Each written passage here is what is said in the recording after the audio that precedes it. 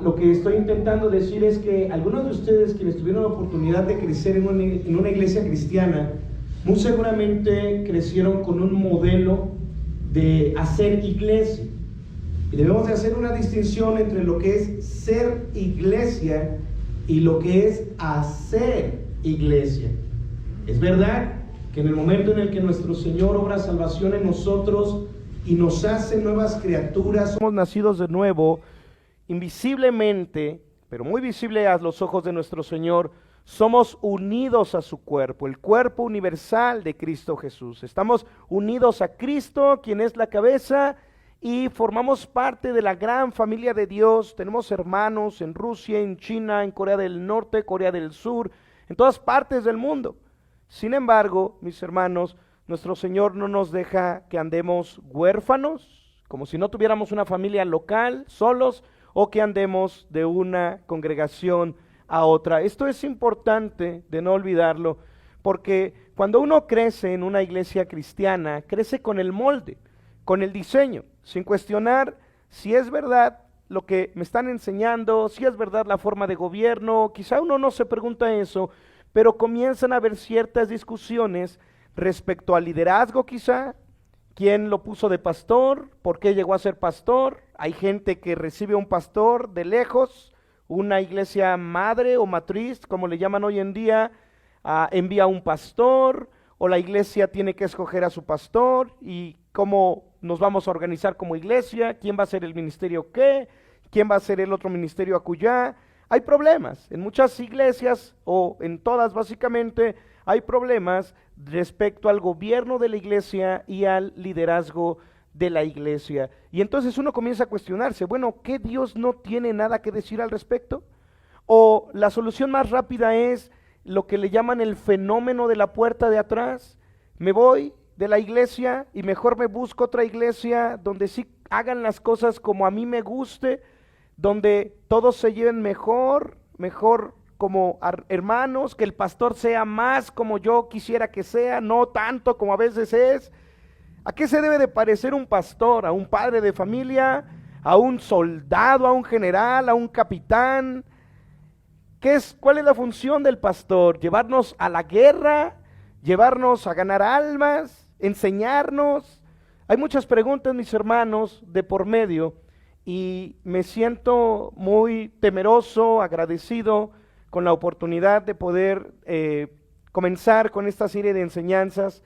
Sé que van a tener muy buena y muy rica enseñanza de parte de nuestro Señor, con cada uno de los expositores que han sido invitados también para dar continuidad, pero a mí me toca en esta ocasión el poderlos introducir históricamente a el entendimiento tanto del gobierno de la iglesia como del liderazgo bíblico.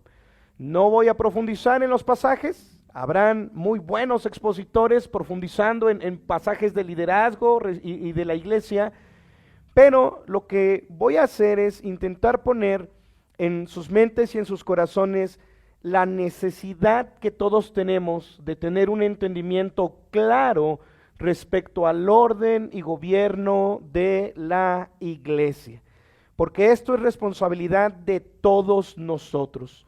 En Mateo capítulo 16, versículo 17, nuestro Señor Jesucristo le dijo a Pedro: tú eres Pedro, y sobre esta roca edificaré mi iglesia, y las puertas del Hades no prevalecerán contra ella. Eso, mis hermanos, no es una frase bonita, no es un cliché, no es una imaginación.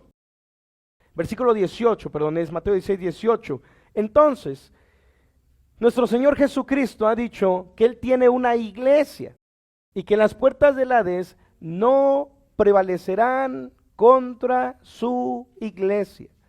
Pablo escribe a los Corintios que el aguijón de la muerte es el pecado, es decir, en una iglesia va a haber pecado, pero es distinta la forma en cómo se está tratando el pecado dentro de una congregación que fuera de ella. De hecho, fuera de una congregación no se trata con el pecado, pero dentro de una iglesia nosotros somos llamados a que el pecado la muerte, no prevalezcan sobre nosotros. ¿Y cómo vamos a poder hacerlo si no nos ponemos de acuerdo?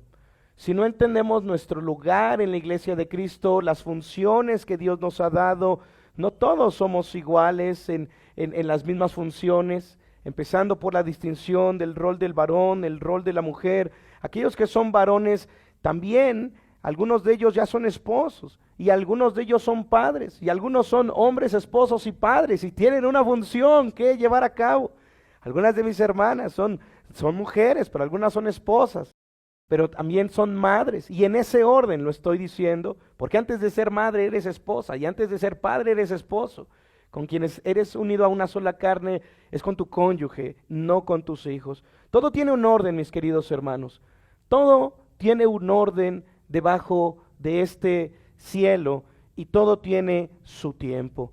Si ustedes ya han llegado a este tiempo, no por ustedes, sino por la gracia de nuestro Señor en cada uno de ustedes, creo que será bueno que podamos preguntarnos juntamente: Señor, ¿qué tienes que decir respecto al orden y gobierno de tu iglesia? ¿Y cuál es mi lugar? ¿Cuál es mi participación en todo esto para que las puertas del Hades no prevalezcan contra tu iglesia y que tu iglesia sea lo que está llamado a ser, una columna y baluarte de la verdad?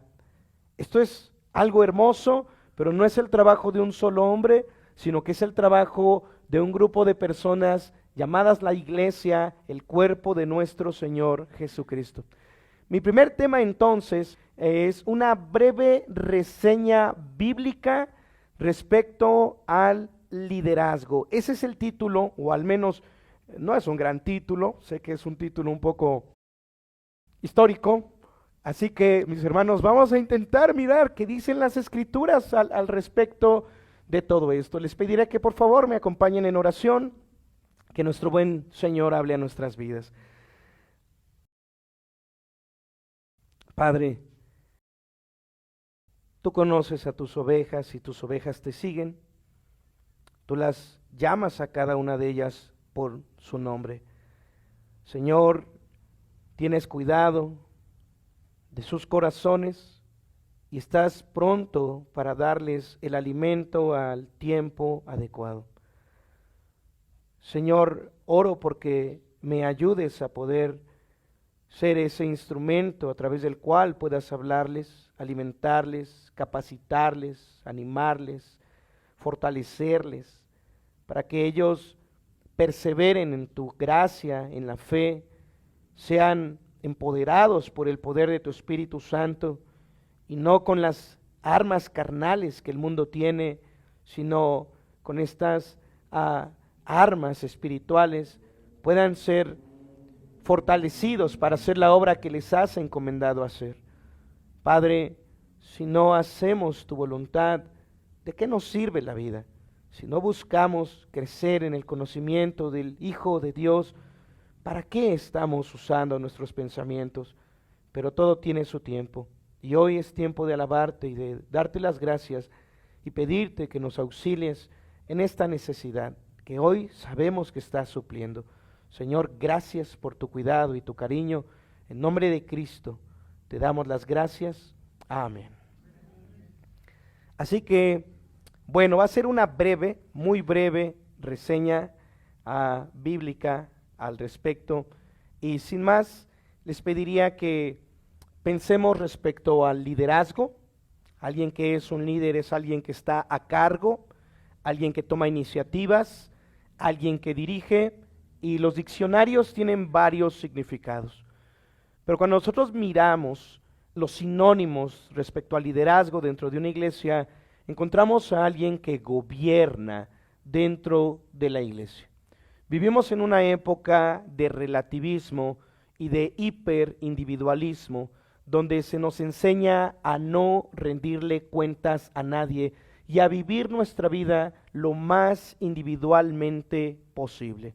Por eso es que ustedes tienen un celular personal, por eso es que los jóvenes en la mayoría de los casos tienen su propia habitación en casa, Por eso es que la gente no quiere, o bueno, aparte por otras razones, no queremos a veces usar el transporte público, no nos queda a veces de otra. Uno preferiría ir solo, a sus anchas, y no ser estorbado por nadie. Mis hermanos, esa mentalidad se ha metido dentro de la iglesia, al punto que hoy en día encontramos algunos cristianos sin rendir cuentas, ya sea a su autoridad, ya sea a un hermano dentro de la iglesia, y eso no es algo invasivo, sino que es algo que nuestro Señor ha determinado para cada uno de nosotros. Y uno pensará, bueno, ¿por qué yo tengo que estar bajo una autoridad si mi autoridad es Cristo?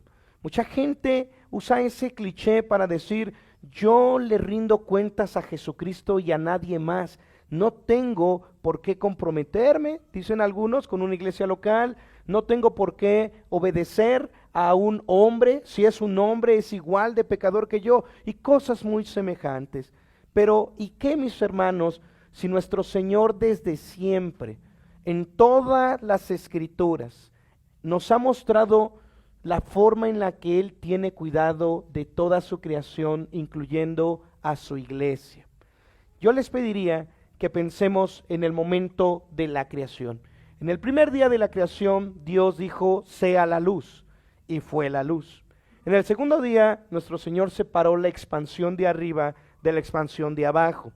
Y hasta ahí tenemos, digamos, dos grandes reinos. El primer día, el reino de la luz, el reino de las tinieblas. El segundo día, tenemos el reino de los cielos, tenemos los mares. En el tercer día, nuestro Señor le pone un límite al mar y le pide a la tierra, no le pide, le manda a la tierra que emerja y que produzca hierba verde y que los árboles den fruto según las semillas, según su género. Y hasta ahí no tenemos absolutamente nada que esté gobernando más que Dios. Solamente Dios está gobernando. Pero si nosotros recordamos lo que dice en el cuarto día de la creación, en el primer capítulo de Génesis, en el versículo 14, Génesis capítulo 1, versículo 14.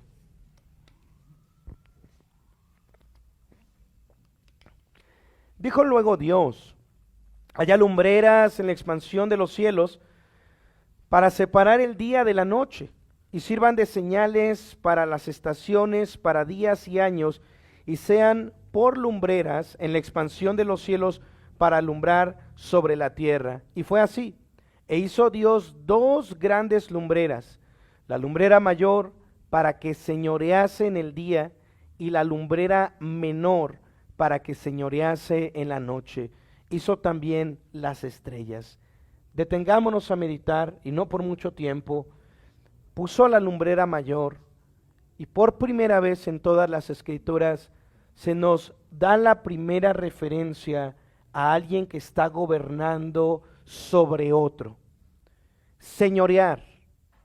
Lo que está mandando nuestro Señor es que la lumbrera mayor señoree en el día, y la lumbrera menor señoree en la noche. Está poniendo al astro mayor, al astro menor, para que tengan un gobierno sobre algo que ha creado. Ha separado en el primer día la luz de las tinieblas, y está poniendo a un representante de él con una función para que pueda gobernar sobre algo que Dios mismo ha dejado. Hasta ahí nosotros tenemos entonces un primer ejemplo.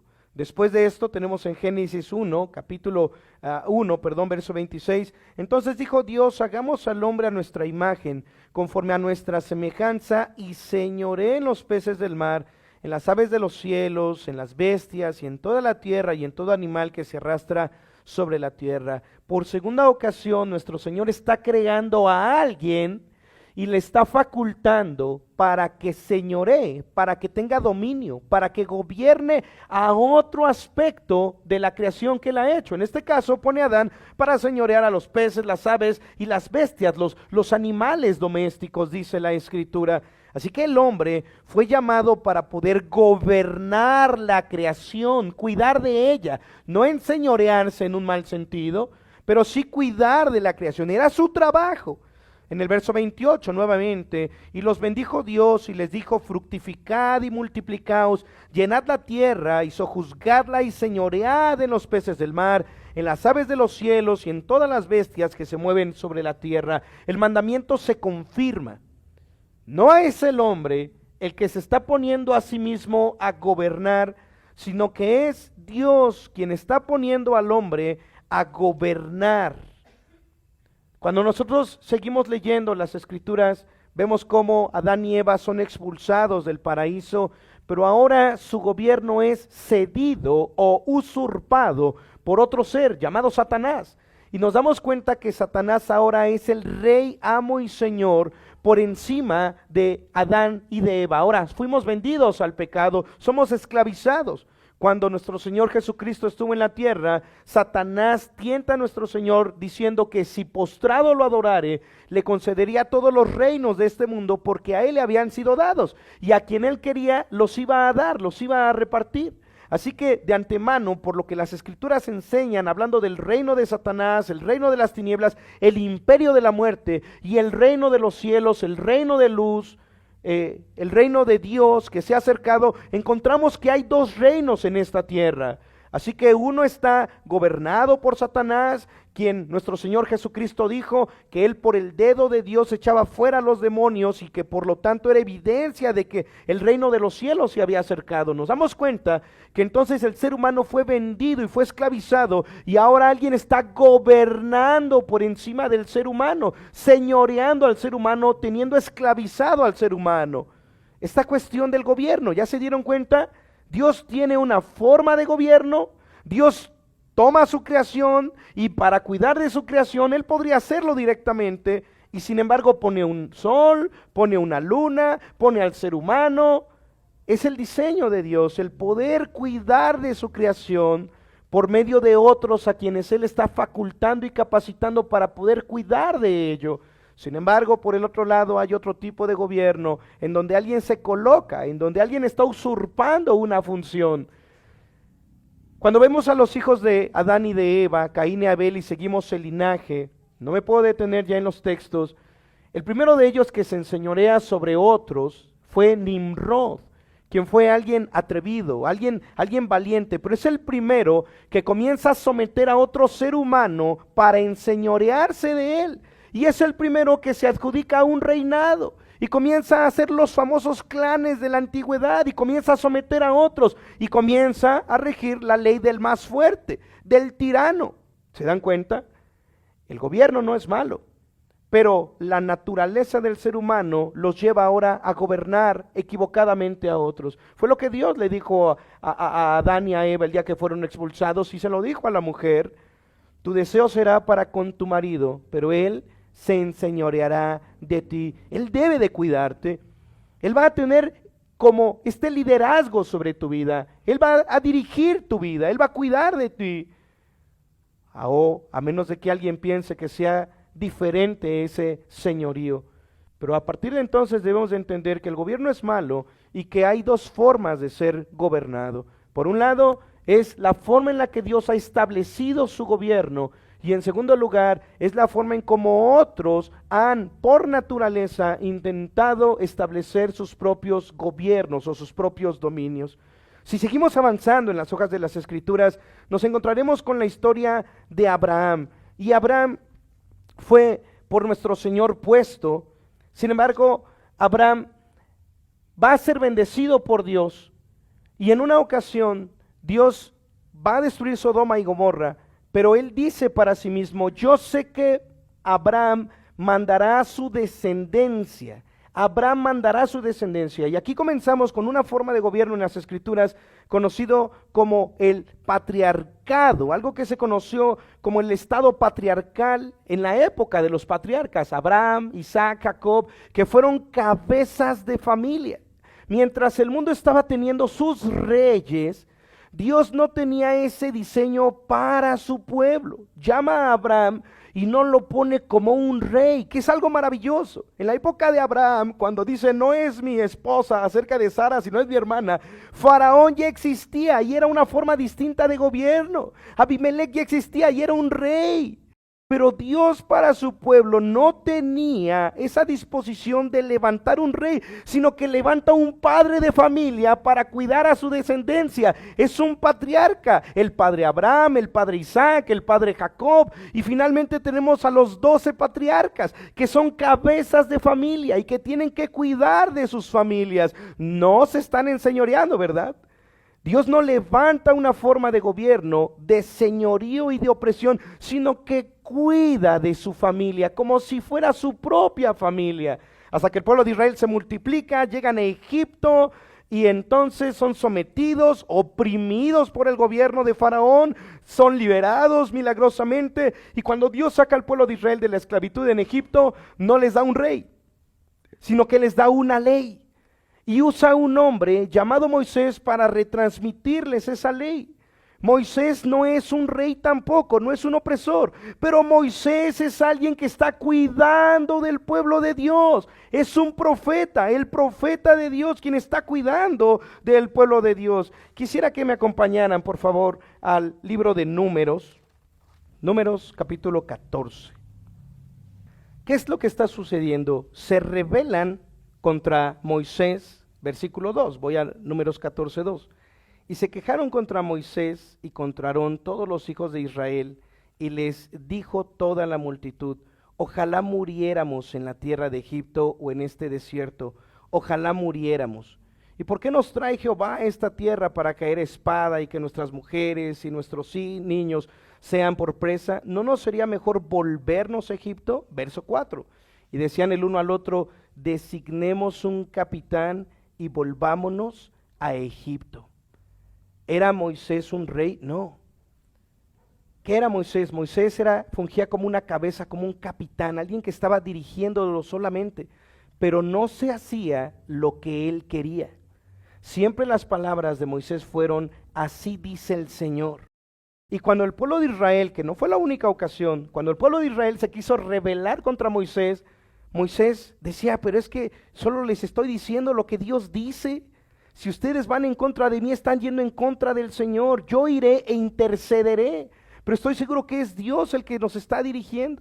La forma en la que Dios estaba gobernando al pueblo de Israel no fue por medio de un hombre, nótenlo. Mientras que en esa época existían reyes que se enseñoreaban de otros y gobernaban a otros, Dios primero levanta patriarcas y ahora les da una ley para que por medio de esa ley ellos puedan tener ese cuidado que Dios tiene sobre su pueblo. En Levítico, por ejemplo, capítulo 19, Levítico capítulo 19, versículo 32, Dios les da al pueblo de Israel un mandamiento. Levítico 19, 32. Delante de las canas te levantarás y honrarás el rostro del anciano, y de tu Dios tendrás temor, yo Jehová. ¿Recuerdan lo que hablamos del patriarcado? ¿Recuerdan lo que Dios está diciendo aquí? Él no estaba poniendo reyes para gobernar su pueblo, pone ancianos que van a fungir como jueces dentro del pueblo de Israel, hombres sabios, hombres maduros, a quienes uno puede acercarse para pedir consejo. En Deuteronomio, capítulo 21, porque esta es la voluntad de Dios, ahí están sus ancianos. Para ellos era muy importante la vida de los ancianos, ¿no? En Deuteronomio, capítulo 21, se habla de cuando hay un asesinato, por ejemplo, y no saben cómo identificar quién cometió el asesinato. Dice Deuteronomio 21:1: si en la tierra que Jehová tu Dios te da para que la poseas, fuere hallado alguien muerto, tenido en el campo, y no se supiere quién lo mató, entonces tus ancianos y tus jueces saldrán y medirán la distancia hasta las ciudades que están alrededor del muerto. ¿A quién se llamaba? No se llamaba a los reyes, se llamaba a ancianos, hombres piadosos, temerosos de Dios, que tenían palabra de Dios, que se sentaban a las puertas de las ciudades, a quienes uno podía venir a pedir un consejo. Pero ellos no se enseñoreaban del pueblo de Dios, estaban ahí como un referente de la experiencia. Por eso se nos mandaba el postrarse a las canas. Son hombres de experiencia en quienes va reposando ese carácter, el anciano.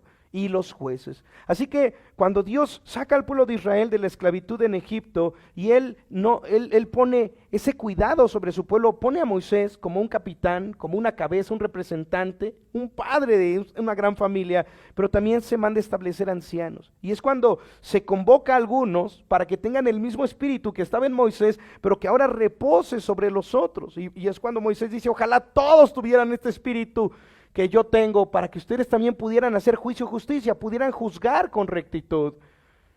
Ojalá un día, dicen, ¿verdad?, todos tuviéramos el mismo espíritu que reposó en Moisés, para que tuviéramos juicio y justicia. Gloria a Dios por eso. Es Dios quien tiene cuidado de su pueblo a través de esa ley. Y cuando llegamos a la historia de los jueces, recordamos cómo un hombre derrota a un ejército, Gedeón, y se le pide que él sea rey.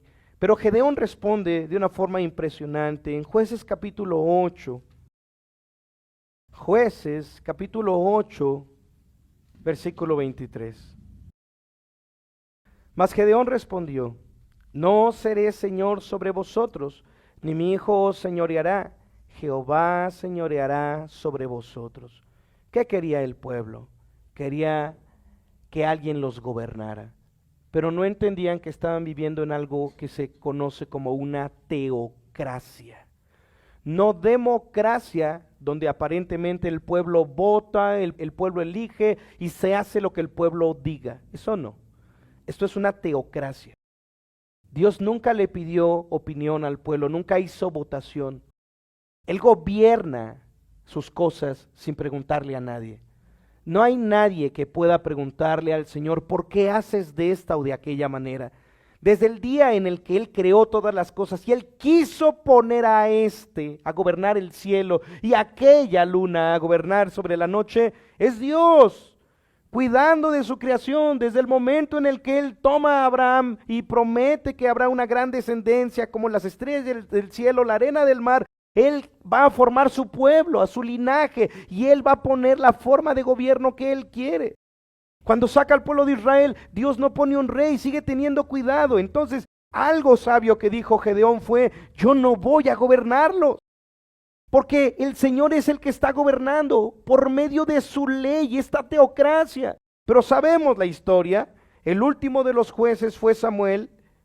Así que a Samuel le toca decirle a nuestro Señor, el pueblo pide un rey. Y Dios entonces permitió que el pueblo se quedara con lo que Él había escogido. El pueblo había escogido y les da a Saúl, un mal rey, por cierto.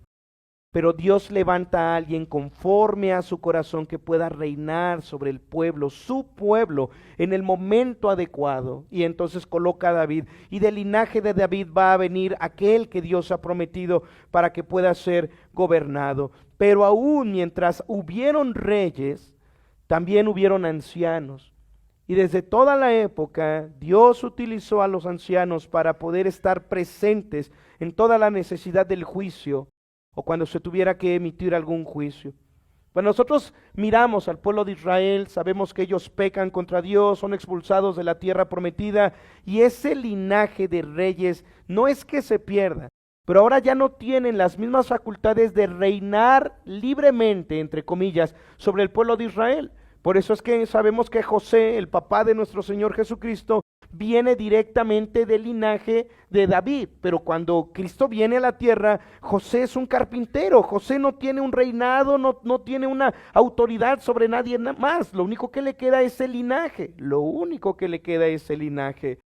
Pero ahora alguien está reinando sobre el pueblo de Israel, es el imperio romano, pero antes de Roma fueron los griegos, y antes de los griegos fueron los medos persas, y antes llegamos a los babilonios que destruyeron el templo de Dios, y Dios entrega al pueblo de Israel a que sea gobernado por Nabucodonosor, y otra vez regresamos, ¿no? Porque el pueblo de Israel, tenemos historia en la época de Nehemías, de Esther, de Esdras, gobernaba Ciro, rey de Persia, Darío, el rey de Persia.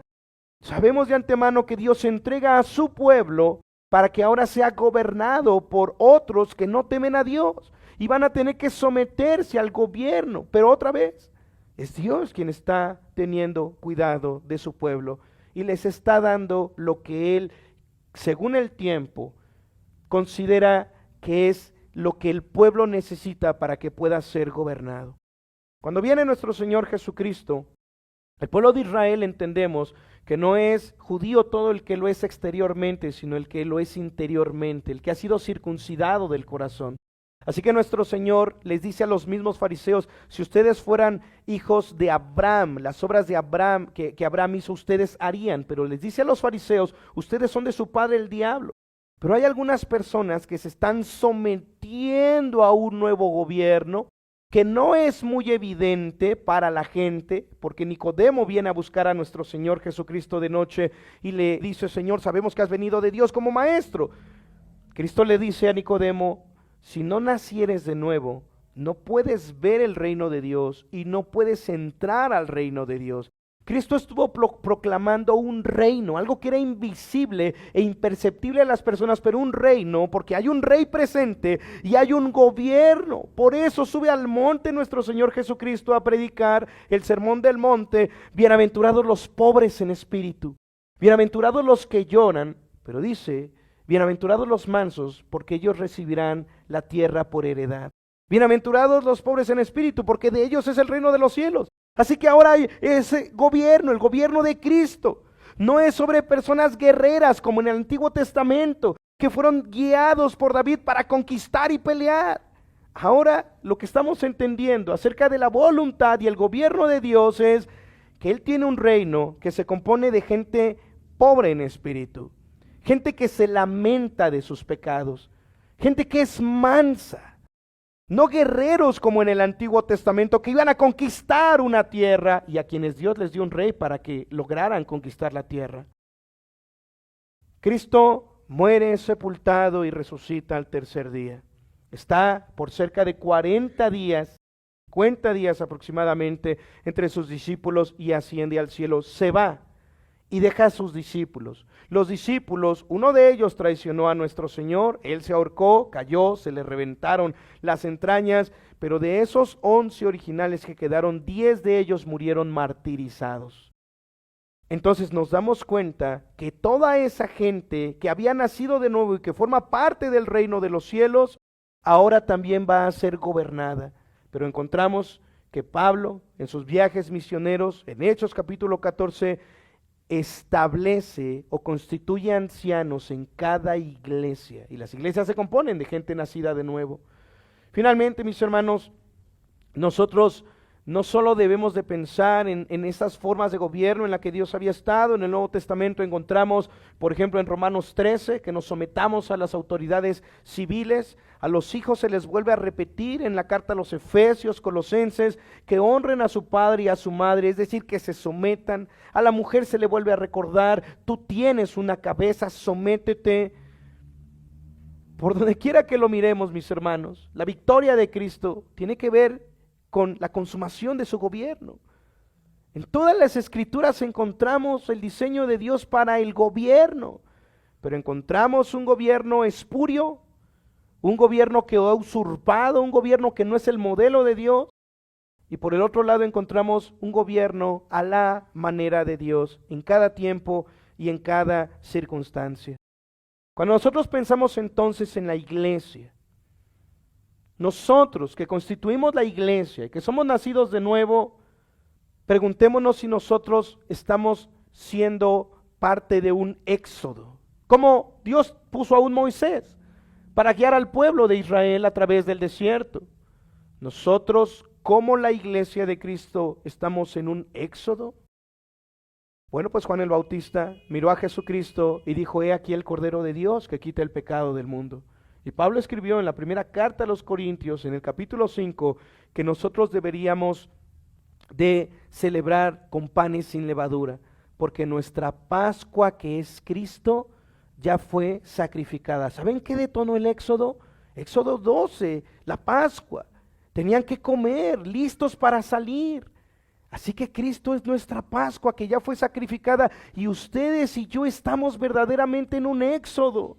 Esto me hace pensar en que la forma en la que nuestro Señor gobernó en el Antiguo Testamento, no poniendo un rey, no poniendo un mandamás para el cuidado de su pueblo, sino poniendo a un hombre que estuviera más cerca de nuestro Señor, por medio de quien nuestro Señor pudiera guiar a su pueblo, Eso me hace sentido. Me hace sentido en que hoy nosotros podamos tener ancianos en nuestras iglesias que puedan de alguna forma, como dice la carta a los Hebreos, Moisés no era el amo y señor de la casa, sino que Moisés solamente era un administrador. Y es curiosamente lo que Pablo habla acerca de los que estamos al frente, y habla de los apóstoles y los que cuidamos de la grey de Dios. Ténganos los hombres por administradores de Dios.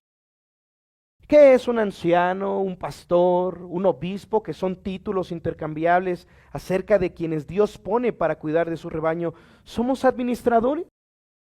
No es válido y no es posible que un pastor sea el showman de la iglesia, sea el jefe de la iglesia, sea el general de la iglesia. No tiene esa connotación. Pero sí el pastor, como todo buen pastor que lleva a pastorear a sus ovejas, los tiene que llevar a caminar, los tiene que guiar, les tiene que llevar a pastos verdes y frescos, tiene que cuidar, al igual que Moisés lo hizo en esa época, de la misma manera. Pero nosotros preguntamos, ¿es esta una creación de Dios? ¿Es la iglesia una creación de Dios? ¿Como Dios creó en el primero, segundo, tercer, cuarto, quinto día? Pero en los primeros 3 días crea los reinos. En el cuarto día establece la lumbrera mayor y la lumbrera menor para que gobiernen. En el quinto día Él crea las aves del cielo y los monstruos marinos para que las aves gobiernen los cielos y los monstruos pues gobiernen las aguas. Pero en el sexto día Dios crea al hombre a su imagen y semejanza para que gobierne sobre lo que Él acaba de poner a gobernar. Esto es algo impresionante porque ¿qué es la iglesia? La iglesia es creación de Dios, mis hermanos.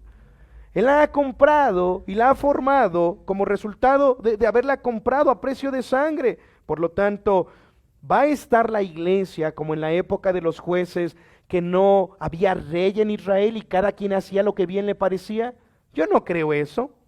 Yo no puedo mirar la iglesia de Dios, las promesas que Dios tiene para su iglesia y pensar que una iglesia es un grupo amorfo de personas, en donde cada quien puede venir a la iglesia y opinar, bueno, pues yo pienso que deberíamos de hacer esto, yo siento que deberíamos hacer el otro, yo imagino, es que en la otra iglesia le hacen así. Hey, ¿no podríamos estar comparando con otras iglesias? ¿No podríamos estar imponiendo nuestras ideas? Porque si decimos que la iglesia es creación de Dios, nosotros no deberíamos de poder hacer con la creación de Dios lo que queramos. Dios puso a Adán a gobernar, a señorear, a cuidar de esa creación. Le puso el ejemplo, le puso un jardín. Pero no toda la tierra era un paraíso. Era el trabajo de Adán convertir todo el planeta Tierra en un paraíso. Hoy nuestro Señor da una encomienda a la iglesia. Es la gran comisión. Vayan y hagan discípulos. Básicamente es el mismo mandamiento que Dios le dio a Adán y a Eva: gobiernen. Pero las armas de nuestra milicia no son carnales, sino que son poderosas en Dios para la destrucción de fortalezas del enemigo, que tiene cautivos y esclavizados a los escogidos de Dios. Así que, como la creación de Dios, no podríamos nosotros rediseñar. Así como Dios puso a Adán a señorear y a cuidar como un representante, de la misma manera nuestro Señor escribe en las cartas en el libro de Apocalipsis, y escribe al ángel de la iglesia en Éfeso, y escribe al ángel de la iglesia en Esmirna, y escribe al ángel. Obviamente no estamos hablando de un ángel, angelito de la guarda, mi dulce compañía, Rafael, Gabriel, no estamos hablando de ellos. ¿Quiénes eran los encargados? ¿Quiénes son los mensajeros? ¿Quiénes cuidaban de la iglesia? Estamos hablando de sus pastores. Dios tiene una forma. Estamos hablando de una conquista. Dios nos ha dado como iglesia el llamado a conquistar naciones y destituir gobiernos, derrocar gobiernos. No, no está permitido para la iglesia, como iglesia, inmiscuirse en la política. Del lugar del que yo vengo, en Zumpango, hay muchas iglesias, más de las que quisiera dar gracias a Dios, honestamente. Años atrás yo busqué tener cercanía con otras iglesias en esa región de Zumpango, y encontré una alianza de pastores en Zumpango. No miento. Muy a menudo las reuniones de pastores solamente eran para pedir INES y decirnos cuándo podría ir a nuestra iglesia un político que nos iba, ya saben, ¿no? Pretende que puede gobernar la luna y las estrellas, pero no ha leído la Biblia, lo que ustedes y yo ya sabemos hoy, ¿verdad? Y querían las INES y querían cuánta gente y cuánta gente podía ir a cierto evento y cosas por el estilo. Eso es algo lamentable. Lo triste es que las iglesias cedían. ¿Estamos llamados a eso como iglesia? ¿A derrocar gobiernos? ¿A tener una postura política como iglesia? Mis hermanos, la Biblia no nos llama a eso como iglesia. Por lo tanto, no tenemos un rey, al menos no humano. Tener un pastor, tener un anciano, tener un grupo de pastores dentro de la iglesia no son nuestros amos y dueños y señores. Porque nosotros sí tenemos un rey. Pero este rey le ha placido dar regalos a sus iglesias locales. Es lo que dice Efesios capítulo 4. Y él dio dones a los hombres. Mis hermanos, cuando Dios regala un pastor o varios pastores a una congregación, es la manifestación del cariño y del cuidado de Dios para ese rebaño. Y no va a levantar a un tirano, no va a levantar a un showman, no va a levantar un capataz, y mucho menos va a poner a un empresario en su iglesia para hacer de la empresa, de la iglesia, un negocio empresarial. Esa no es la voluntad de nuestro Señor. Esas son cosas equivocadas, sino que va a poner a un hombre, así como Abraham, que cuide de su familia, no siendo un patriarca, sino solamente como Moisés, un administrador de sus cosas.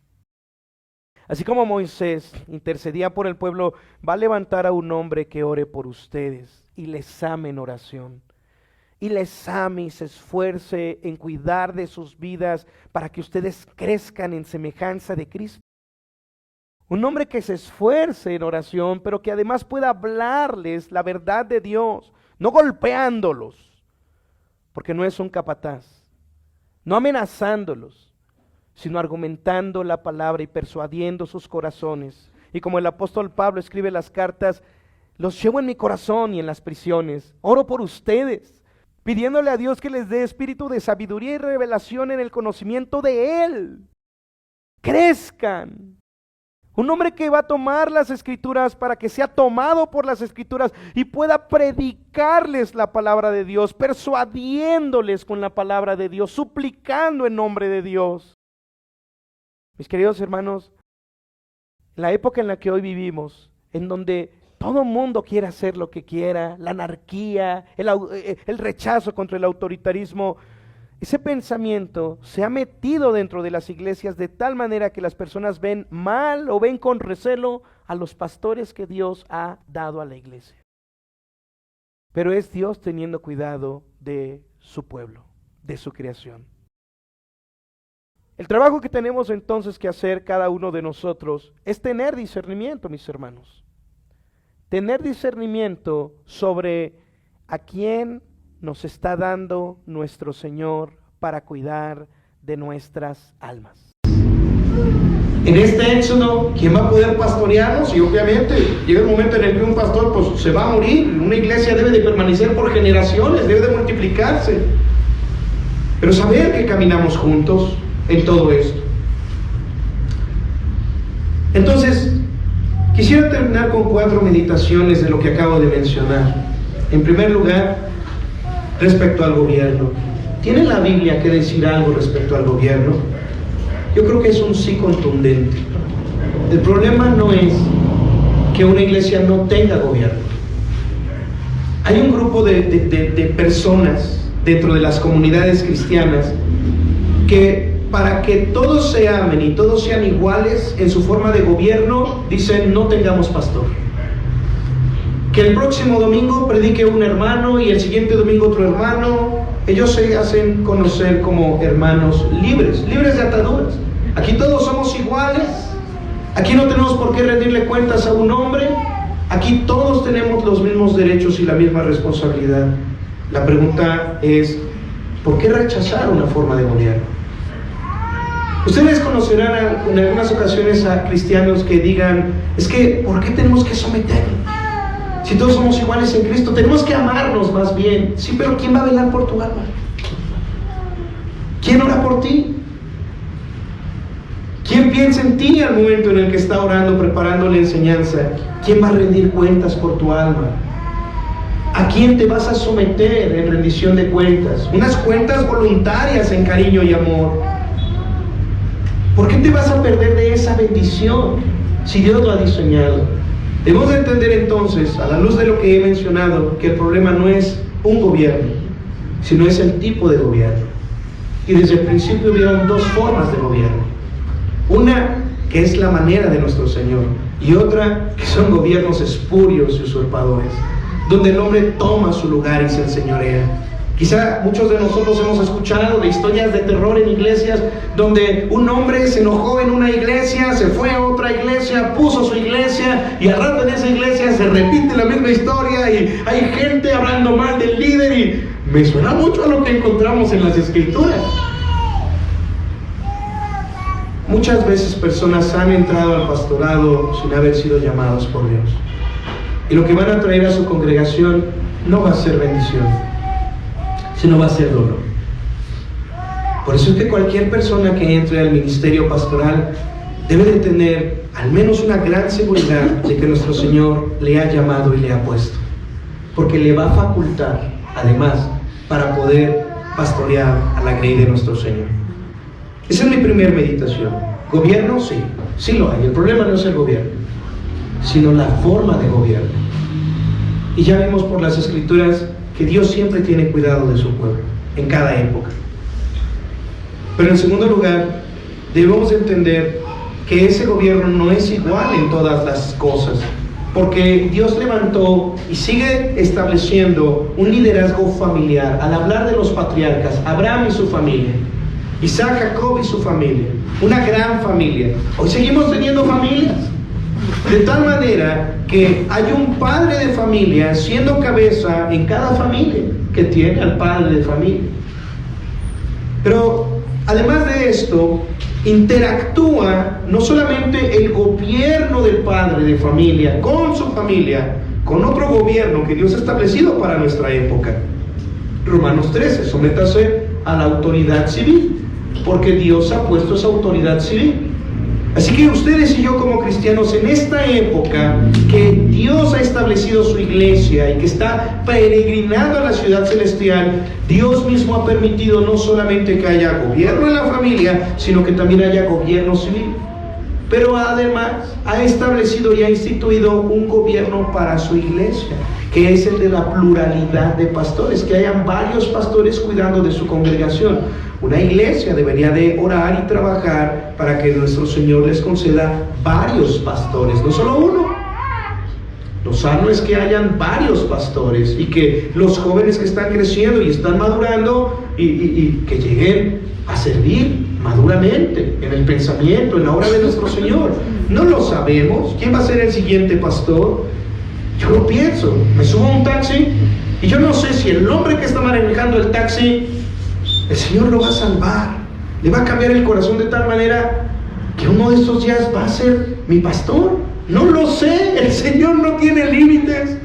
Ustedes no saben, y a mí me gusta mucho pensar eso, y se lo digo a la iglesia en Zumpango. Ustedes no saben si los niñitos que ahorita están jugando con sus carritos y todo eso, en 10 años, ellos tengan 15, 16, en 20 años, quizá, no sé, pongámoslo unos 17, a los niños de 8 años.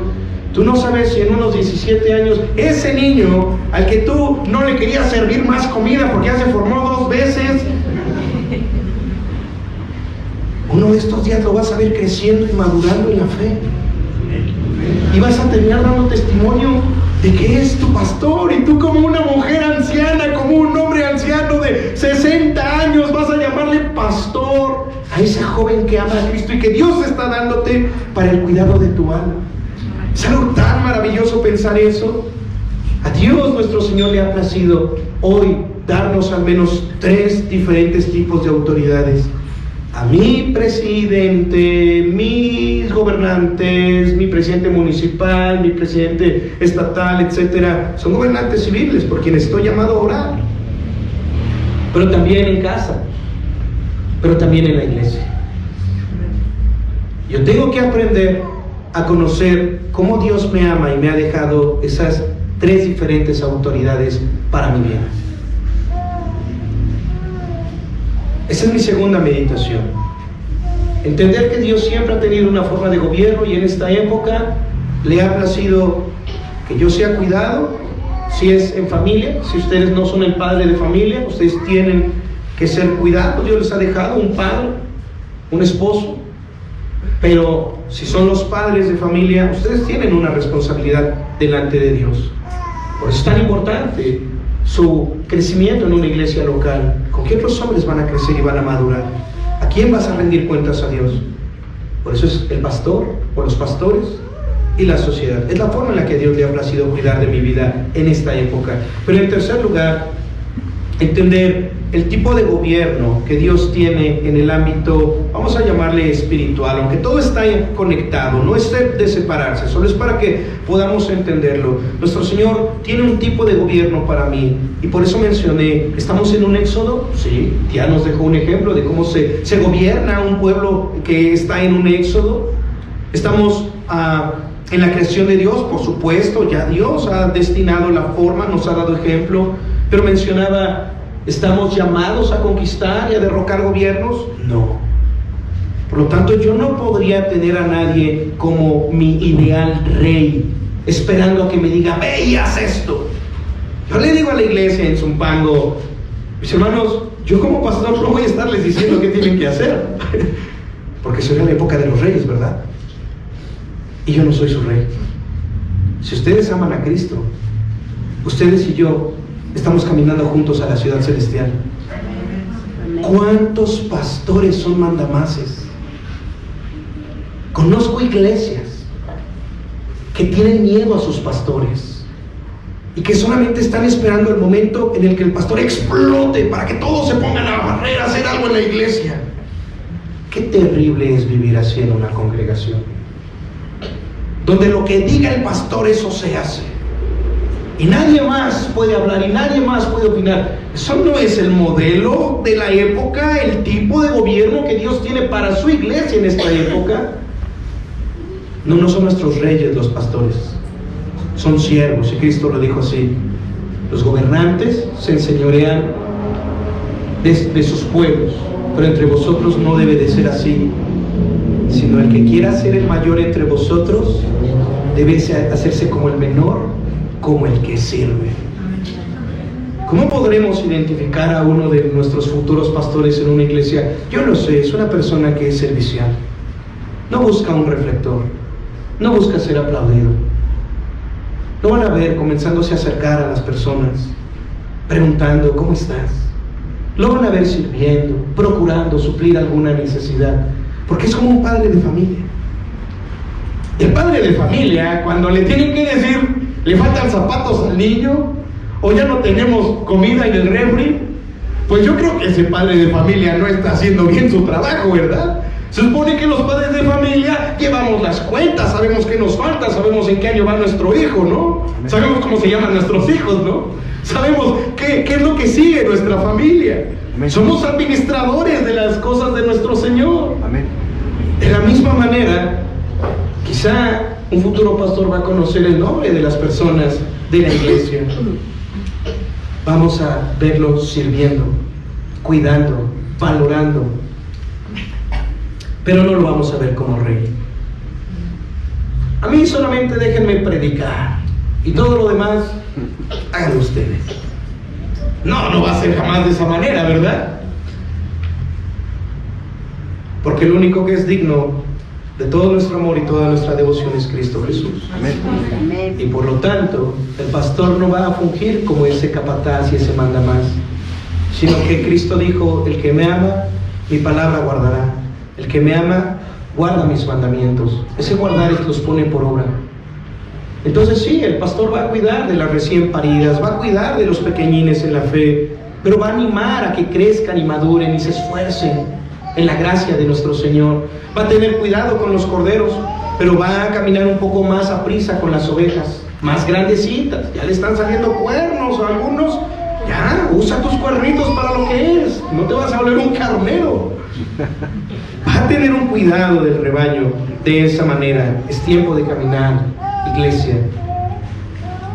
Qué precioso es el ser pastoreados, mis hermanos. Pero el tipo de gobierno es muy importante. Esa es mi tercera meditación. Y por último y cuarta meditación, ¿qué estamos haciendo en esta época? Estamos haciendo iglesia. Y el saber lo que estamos llamados a hacer nos va a ayudar a entender el tipo y la forma de gobierno que Dios quiere para nosotros, porque en cada época Dios dio la forma de gobierno necesaria para la circunstancia y el momento en el que nuestro Señor requería el cuidar de su pueblo. Espero que me hayan entendido lo que acabo de mencionar. En cada época nuestro Señor dio lo necesario para cuidar de su pueblo. Y esta no es la época del desierto, del Antiguo Testamento, ni de la conquista, ni de estar en el jardín del Edén. Es el siglo XXI, mis hermanos, el siglo de la información. Todo el mundo traemos wifi, datos. ¿Pero qué creen? Que Dios no es afectado por estas cosas. Él tiene una forma de gobierno para nuestro beneficio y para su gloria. Él quiere entonces que conozcamos esa forma en la que Él va a seguir cuidando de nuestras vidas. Amén. ¿Qué estamos haciendo? Estamos haciendo iglesia, que es lo que les mencioné en un principio. Una cosa es ser iglesia y otra cosa es hacer iglesia. Hacer iglesia. Y la iglesia tiene un gobierno, mis hermanos. La Biblia tiene mucho que decir respecto a esa forma de gobierno que Dios tiene para su iglesia. Mi trabajo en esta primera sesión era una breve reseña bíblica, intentando convencerles de entender que el amor de Dios se manifiesta a través de Cristo, que es nuestro Rey, y cómo Él nos dirige por las Escrituras a la forma de gobierno que necesitamos y que nosotros deberíamos desear. Porque la iglesia no va a ser derrotada por las puertas del Hades. Es lo que leímos. Las puertas del Hades no prevalecerán contra ella. Pero eso no es un cliché. No es, algún día va a suceder. No, tenemos trabajo como iglesia. Si las puertas del Hades no van a prevalecer, así como Dios le dio una promesa a David en el Antiguo Testamento, le dijo, de tu linaje voy a levantar a uno que será rey y su reino no tendrá fin. Antes de morir David le dijo a su hijo Salomón en Primera de Reyes 2:2, esfuérzate y sé hombre para que Dios cumpla su promesa. Las puertas del Hades no van a prevalecer contra la iglesia de Cristo, pero ¿cuántas iglesias cierran? ¿Cuántos pastores abandonan el ministerio? Las estadísticas son amplias, es mucho, es grande. Nosotros no podemos ser parte de esas estadísticas. No es un sueño, no es decir, oh Señor, las puertas del Hades no prevalecerán. Pero ¿cuál es nuestra responsabilidad? ¿Cuál es nuestra parte? ¿Cuál es la voluntad de Dios para nosotros en esta época? Entonces necesitamos como iglesia, para ser columna y baluarte, para que las puertas del Hades no prevalezcan, necesitamos estar completos. Necesitamos ser una iglesia debidamente constituida. Y no hablo de una AR, hablo del diseño divino para su iglesia, donde verdaderamente puede